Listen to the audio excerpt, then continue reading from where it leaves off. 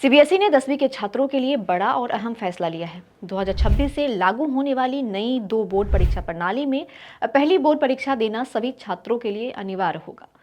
अगर आप या आपके घर में कोई 10वीं में है तो ये खबर ध्यान से सुनिए। केंद्रीय माध्यमिक शिक्षा बोर्ड ने साफ कर दिया है कि हर छात्र को पहली बोर्ड परीक्षा देनी ही होगी।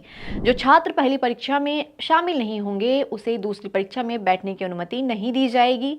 सीबीएसई के परीक्षा नियंत्रक संयम भारद्वाज ने बताया कि कुछ अनुरोध आए थे कि अगर कोई छात्र पहली परीक्षा नहीं दे पाए तो उसे सीधे दूसरी परीक्षा में बैठने दिया जाए, लेकिन बोर्ड ने साफ शब्दों में कहा है कि ऐसा नहीं होगा। अब समझिए नए सिस्टम को आसान भाषा में। 2026 से 10वीं में 2 बोर्ड परीक्षा का सिस्टम होगा। पहली परीक्षा सभी के लिए अनिवार्य है। दूसरी परीक्षा जो है वो अंक सुधारने यानी कि इम्प्रूवमेंट का मौका है। जो छात्र पहली परीक्षा में पास हो जाएंगे वो दूसरी परीक्षा में अपने अंक सुधार सकते हैं।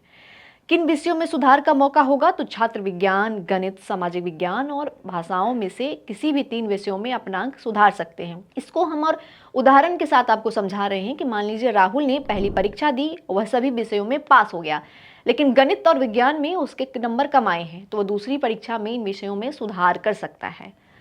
दूसरा एग्जाम्पल इसका यह है कि मान लीजिए सीमा पहली परीक्षा में शामिल ही नहीं हुई तो उसे दूसरी परीक्षा में बैठने का मौका नहीं मिलेगा। उसे अगले साल फरवरी में फिर से पूरी बोर्ड परीक्षा देनी होगी।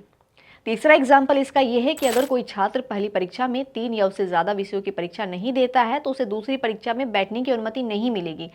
एक तरह से इसे समझिए कि आपको अगर आप पहले एग्जाम दे रहे हैं तो उसमें भी आपको 3 विषयों की परीक्षा देना आपके लिए अनिवार्य है।